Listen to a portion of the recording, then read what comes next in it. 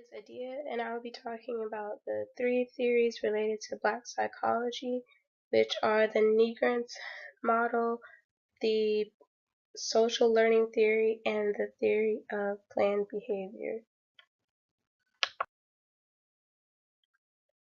The theory of Negrint's racial identity model has 5 steps that a person goes through before they reach their total identity and they know what it means to be African American. So the model takes into account how African Americans become aware of their blackness.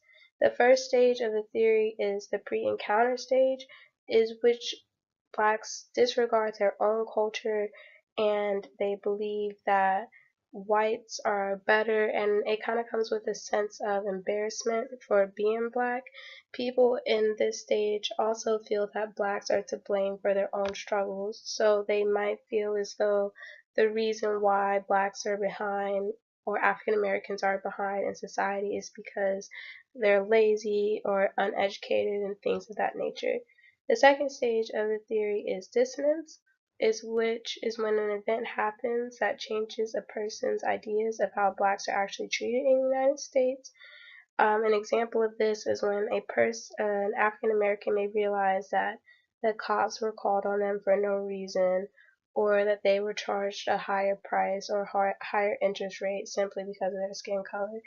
And after this particular event happens, it usually opens a person's eyes and makes them more curious to know what it actually means to be black and what the experiences of what black people actually go through. The third stage of the theory is immersion and emersion. Immersion is the first part, which is the beginning. Um, and basically, in this stage, a black person has kind of they're starting to be proud of being African American. However, they also see white as bad, and a person in this stage usually only wants to surround themselves with fellow black people. So, for example, in my high school, it was pretty common to really only see black people hanging around other black people, and if a black person tried hanging out with whites or any other race, they were kind of seen as a traitor or someone who didn't really like their own people. The fourth stage is internalization, which is the formation of a whole new identity, and this is when a black person feels secure in themselves and they don't feel the need to avoid whites. So here, an example would be a person has African American friends, but they're also able to have white friends, and they don't feel the need to always walk around expressing their blackness or expressing how proud they are to be black or how much better black people are than white people. They've accepted they've accepted that they are African American and they're proud of that, but they're also able to be around other cultures and to embrace other people as well. The final stage, which is the fifth stage, combines the fourth stage but also adds in commitment. So it's called the internalization and commitment stage.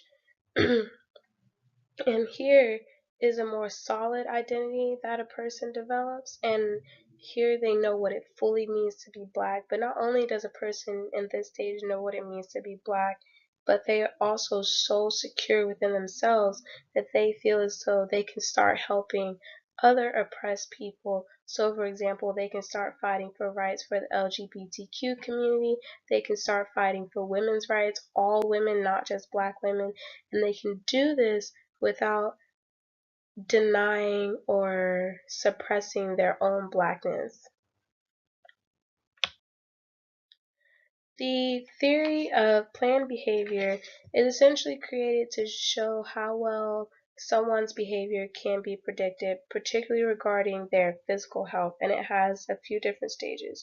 So the first stage is attitude, which basically boils down to how a person feels about a certain type of behavior. Do they feel that it's positive? Do they feel that it's negative, etc.?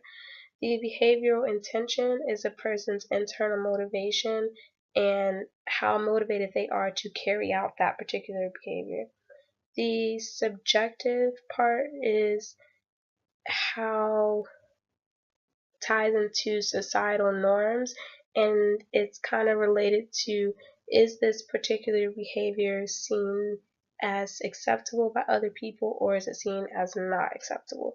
So one example would be condom usage. So starting from attitude, does a person believe that condoms actually work or that condoms are actually beneficial? How motivated is that person to use condoms based on their attitude about condoms? What does their society say about condoms? Do they say that condoms are good? Do they say that condoms are stopping God's God's work and preventing children that God wanted born to be born? All of these things play into the likelihood of a person using the condoms. So if a person believes that condoms are good and condoms are positive and they work, they are therefore more likely to use them.